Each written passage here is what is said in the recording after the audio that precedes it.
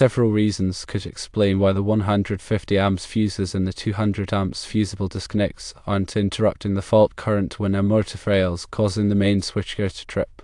Firstly, the 150 amps fuses might be insufficiently rated for the actual fault current. While the bus duct has a load of 1800 amps, a motor fault can generate a significantly higher current surge. The fuses need to be able to handle the prospective fault current. Secondly, time delay fuses are designed to tolerate temporary overloads, such as the inrush current when motors start. This time delay characteristic may prevent them from blowing quickly enough to protect the main switchgear in a sustained fault condition. Thirdly, parallel current paths might be present, allowing fault current to bypass the fusible disconnects altogether. This can occur through unintended grounding connections or other conductive paths. Fourthly, the fuses themselves could be faulty or damaged, rendering them unable to function as intended. Over time, fuses can degrade or weaken, leading to premature failure or a reduced ability to interrupt fault currents. Fifthly, loose connections at the fuse holders or terminals can increase resistance, hindering the fuse's ability to melt and interrupt the circuit properly.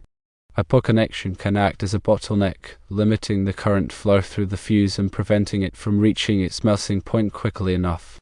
Finally, the fault might not even originate in the motor itself, but could be located within the bus duct. A fault in the bus duct would obviously bypass the fuses on the motor circuits. To diagnose the issue, consider the following steps. 1. Carefully inspect the fuses. Look for any signs of damage, such as discoloration, cracks, or melted components. Use a multimeter to test the continuity of each fuse. Replace any fuses that appear damaged or fail the continuity test with new fuses of the appropriate type and rating. 2. Check the fuse holders. Ensure that the fuse holders are properly installed and that the fuses are making good contact with the terminals. Tighten any loose connections and clean any corrosion or debris that may be present. Use a voltage tester to verify that voltage is present at the fuse holder terminals. 3. Investigate for potential parallel paths.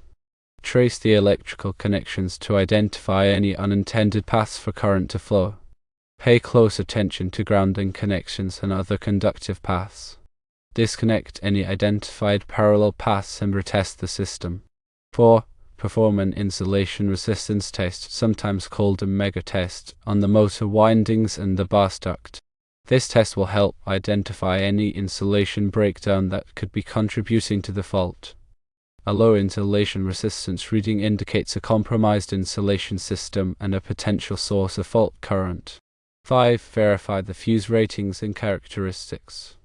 Ensure that the installed fuses have the correct amperage rating and time delay characteristics for the application. Refer to the motor manufacturer's specifications and the electrical code for guidance on proper fuse selection.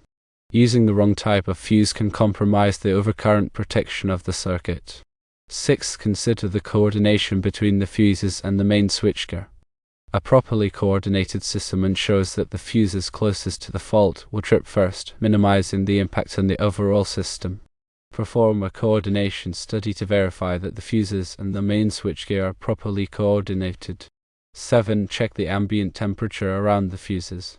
High ambient temperatures can affect the fuse's performance, potentially causing it to trip prematurely or to not trip at all. Ensure that the fuses are installed in a well-ventilated area and that the ambient temperature is within the fuse's specified operating range. 8. Consider the age of the fuses. Fuses can degrade over time, especially if they are exposed to high temperatures or frequent overloads. Replace fuses that are past their expiration date or that have been in service for an extended period. 9. Monitor the motor current during operation. Use a clamp meter to measure the motor current under normal operating conditions. Compare the measured current to the motor's nameplate rating to ensure that the motor is not overloaded. Overloaded motors can draw excessive current, which can contribute to fuse failures. 10. Verify the integrity of the grounding system. A properly grounded system provides a low impedance path for fault current to flow, which helps to ensure that the fuses will trip quickly and effectively. Check the grounding connections and verify that the grounding system is properly sized and installed. 11. Analyze the fault current. Use a fault current calculator to determine the maximum prospective fault current at the fuse location. Compare the calculated fault current to the fuse's interrupting rating to ensure that the fuse can safely interrupt the fault. 12. Inspect the bus duct for any signs of damage or deterioration. Look for cracks, corrosion, or loose connections. Repair or replace any damaged sections of the bus duct. 13. Test the operation of the fusible disconnects. Ensure that the disconnects are operating smoothly and that the contacts are making good contact. Replace any faulty disconnects. 14. Consider the impact of harmonics on the fuse performance. Harmonics can cause fuses to overheat and trip prematurely. Use a harmonic analyzer to measure the harmonic content of the current. Install harmonic filters if necessary. 15. Review the maintenance records for the motors and the bus duct. Look for any patterns or trends that might indicate a potential problem. For example, if the motors have been experiencing frequent overloads or if the bus duct has been subjected to excessive vibration, these factors could be contributing to the fuse failures. 16. Consult with a qualified electrician or electrical engineer. They can perform a comprehensive inspection of the electrical system and recommend corrective actions. If the issue persists after performing these checks, it is recommended to seek the assistance of a qualified electrician to inspect the electrical system, identify the fault, and recommend corrective actions. An electrician can perform more advanced testing and troubleshooting to pinpoint the root cause of the problem and ensure the safety and reliability of the electrical system. It's also important to note that working with electrical systems can be dangerous, so it's always best to consult with a qualified professional if you're not comfortable performing the work yourself. Fuse ratings are an important aspect of overcurrent protection, and the 150 amps fuses, in this case, may not be adequate for the task. There is a concept of interrupting rating of a fuse. Interrupting rating refers to the maximum fault current that a fuse can safely interrupt without rupturing or causing damage to the surrounding equipment. The interrupting rating is typically expressed in amps. It is crucial to select fuses with an interrupting rating that is equal to or greater than the maximum prospective fault current at the point of installation. If the interrupting rating of the fuse is less than the available fault current, the fuse may rupture during a fault, potentially causing a fire or other damage. Several factors affect the interrupting rating of a fuse.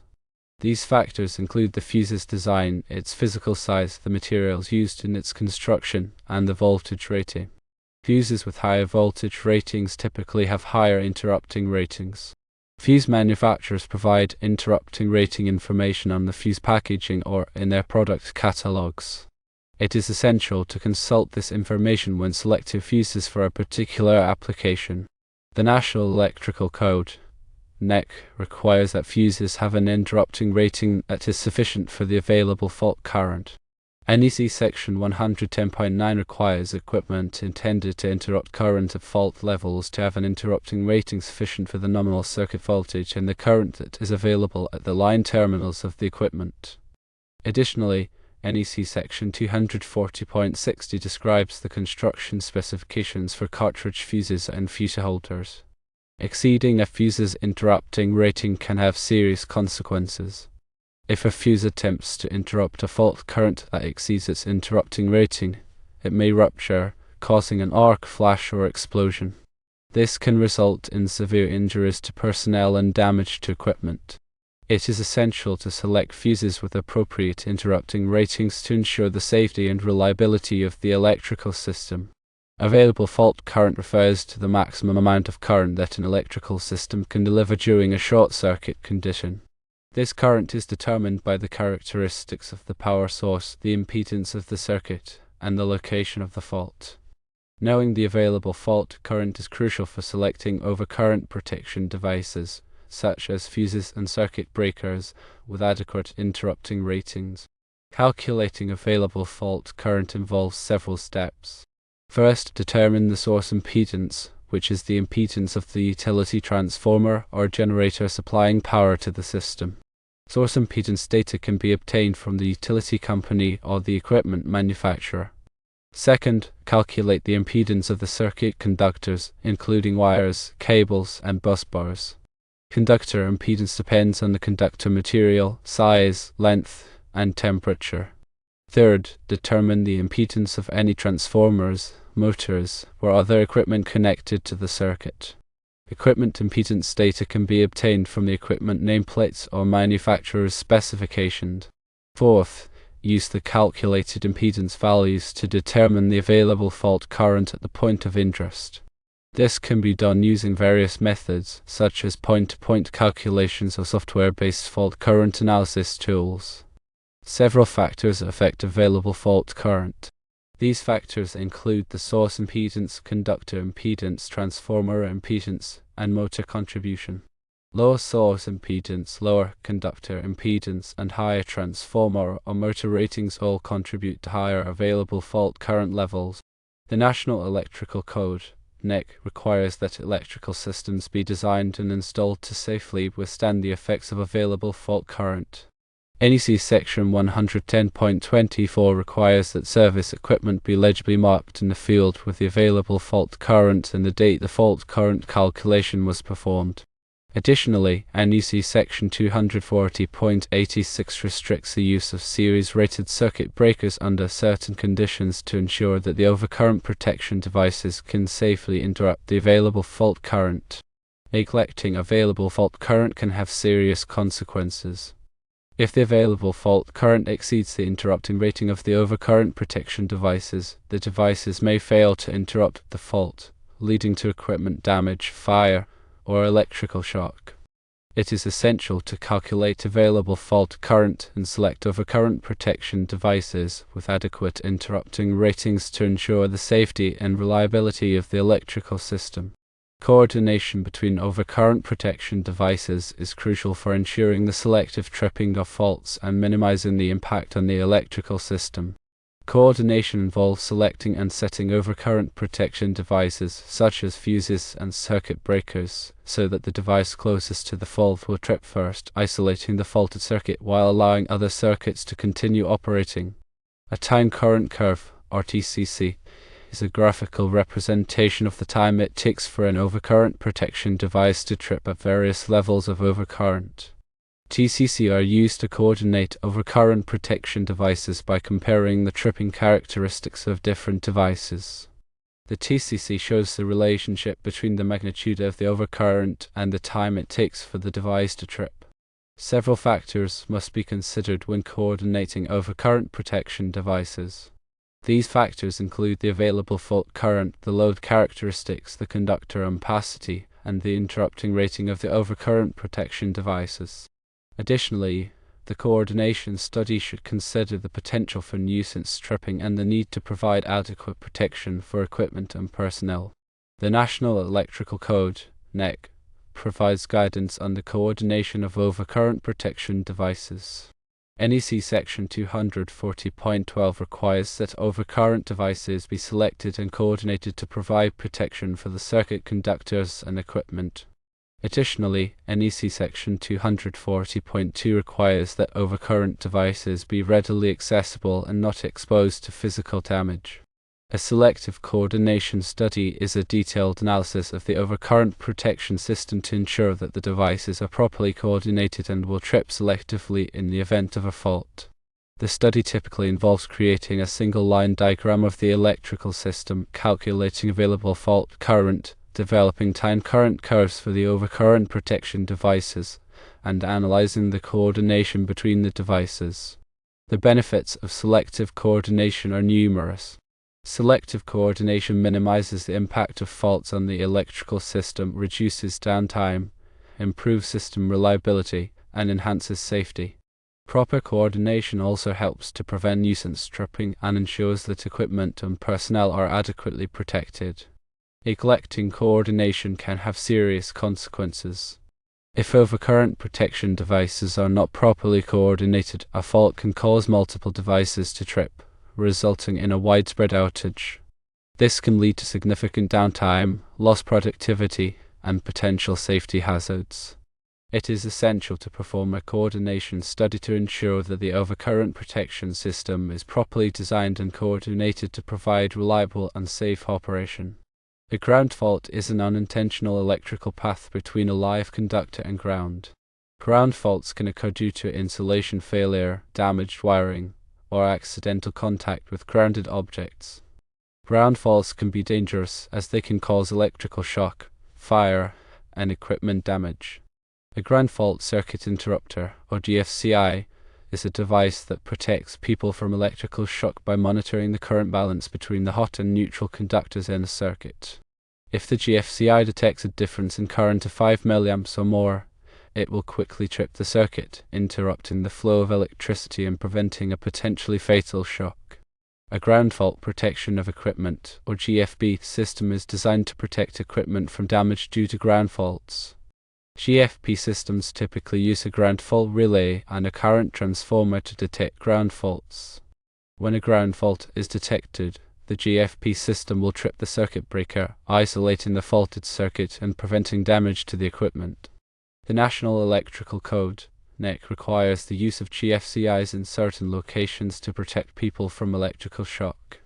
NEC Section 210.8 requires GFCI protection for receptacles in dwelling units in bathrooms, kitchens, garages, and other locations where there is a high risk of electric shock. Additionally, NEC Section 230.95 requires ground fault protection of equipment for service disconnects rated 1000 amps or more. Testing GFCIs and GFP systems is essential to ensure that they are functioning properly and will provide adequate protection.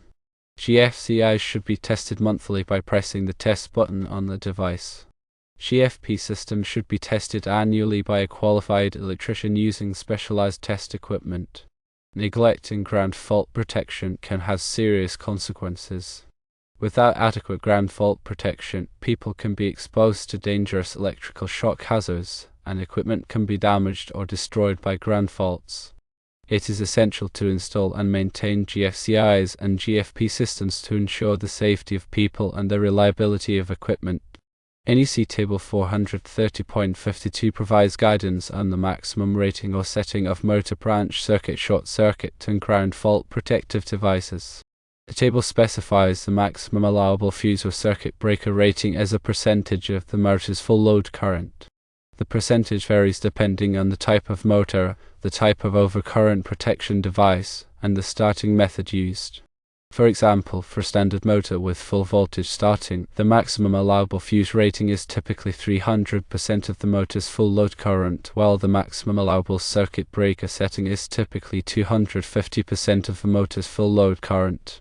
The table also provides adjustments for motors with different operating characteristics, such as high-efficiency motors and motors with reduced voltage starting. The motor full load amps FLA is the current a motor draws when operating at its rated voltage, frequency, and horsepower. The FLA is typically found on the motor's nameplate. Determining the motor FLA is essential for selecting the appropriate overcurrent protection devices and conductor sizes for the motor circuit. The FLA is used to calculate the maximum allowable fuse or circuit breaker rating, as specified in NEC Table 430.52. It is also used to determine the minimum conductor ampacity, as specified in NEC Section 430.22. Motors are inductive loads, meaning that they draw higher current when they are first started than when they are running at their rated speed. This inrush current, also known as the starting current, can be several times higher than the motor's FLA. The duration of the inrush current depends on the motor's design and the starting method used. Overcurrent protection devices must be able to withstand the inrush current without tripping, while still providing protection against overloads and short circuits. Time delay fuses are often used in motor circuits to allow for the inrush current without tripping. Time delay fuses have a built-in delay that allows them to withstand temporary overloads, such as the inrush current, without interrupting the circuit. However, they will still trip quickly in the event of a sustained overload or short circuit. The coordination between the motor's overcurrent protection devices and the upstream overcurrent protection devices is essential for ensuring selective tripping. Selective tripping means that only the overcurrent protection device closest to the fault will trip, minimizing the impact on the rest of the electrical system. To achieve selective tripping, the overcurrent protection devices must be coordinated so that the downstream devices will trip before the upstream devices. The National Electrical Code provides requirements for sizing conductors for motor circuits. NEC Section 430.22 requires that the conductors supplying a motor have an ampacity of not less than 125% of the motor's full load current. This is to ensure that the conductors can handle the motor's continuous load without overheating. Additionally, NEC Section 430.24 requires that the conductors supplying multiple motors have an ampacity of not less than the sum of the full load currents of all the motors plus 25% of the full load current of the largest motor in the group. If the fuses aren't blowing, consider the actual current the motor draws at startup, the fuse time delay characteristics, and whether the fuse is properly sized for the application.